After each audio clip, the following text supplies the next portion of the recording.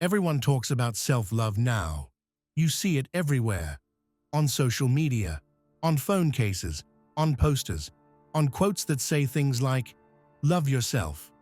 You are enough. Accept who you are."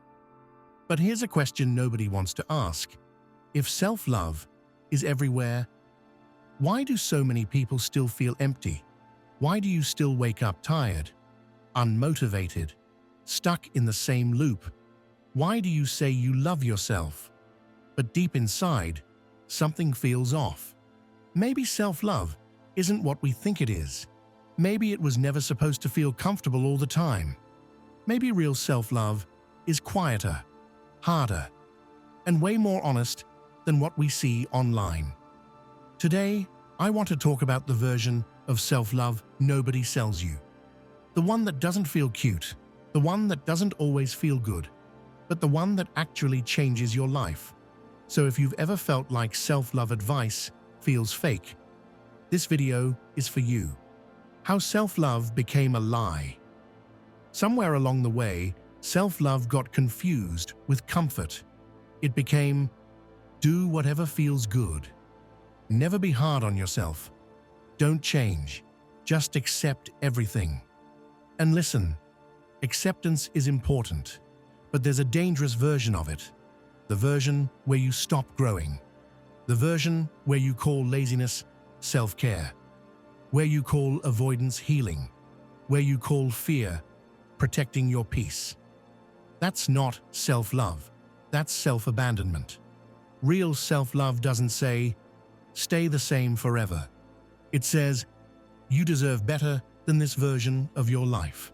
Think about it. If you truly loved someone, would you let them destroy themselves slowly? Would you tell them, it's okay to stay stuck? Don't change, don't try. Of course not. So why do we tell ourselves that? Because fake self-love is easy to sell. It feels good in the moment. It removes responsibility. It removes discomfort. But it also removes progress. And deep down, you feel that. That quiet guilt. That voice that says, you know you can do more. That voice isn't hate. That voice is self-respect. The difference between comfort and self-respect. Comfort says, stay in bed. Self-respect says, get up. Your future needs you. Comfort says, scroll one more hour. Self-respect says, do the work even if no one sees it. Here's the truth most people avoid. Real self-love often feels uncomfortable because it asks you to change habits, to face patterns, to admit that some parts of your life are your responsibility, and responsibility is heavy. But it's also freeing. When you stop lying to yourself, you stop hating yourself. Because deep self-hatred doesn't come from failure. It comes from knowing you didn't even try. Every time you break a promise to yourself, you lose a little trust. And every time you keep one, you rebuild it. Self-love is trust, not motivation, not affirmations. Trust. Why discipline is the purest form of self-love. Discipline isn't punishment, it's protection. Discipline is saying, I won't let my emotions ruin my future. When you wake up early to work on your goals, that's self-love. When you say no to distractions, that's self-love. When you choose long-term peace over short-term pleasure, that's self-love. Nobody posts that on Instagram. Because discipline doesn't look aesthetic at first. It looks boring, repetitive, lonely, but it builds confidence quietly. And confidence is calm. That's why disciplined people don't need to prove anything. They move slower. They speak less. They panic less. Just like calm animals in nature. A lion doesn't rush. A bear doesn't explain itself. Peace is power. What calm really means? People think calm means weakness. It doesn't. Calm means control. A calm mind isn't distracted. A calm heart isn't desperate. A calm person doesn't chase validation. That's why calm imagery resonates so deeply. Animals, soft colors, minimal words. Because deep inside, people are tired. Tired of noise, tired of pressure, tired of pretending. They don't want more motivation. They want peace. And peace doesn't come from doing nothing. It comes from knowing you're aligned with yourself.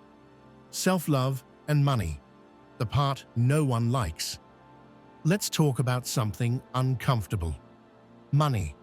You can't say you love yourself and constantly avoid responsibility.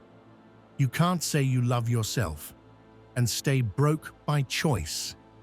Money isn't everything, but stress from lack of money destroys peace. Real self-love asks, what skills am I building? What systems am I creating? What future am I preparing for? Even small progress matters. Consistency is self-love, not perfection. Questions you need to ask yourself. Pause for a second. Ask yourself honestly, where am I choosing comfort over growth?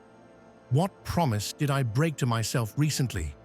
What would my life look like in 1 year if I stayed disciplined? And what would it look like if I didn't? Don't answer fast.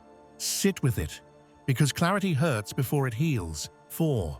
The quiet promise. Real self-love is quiet. It doesn't scream.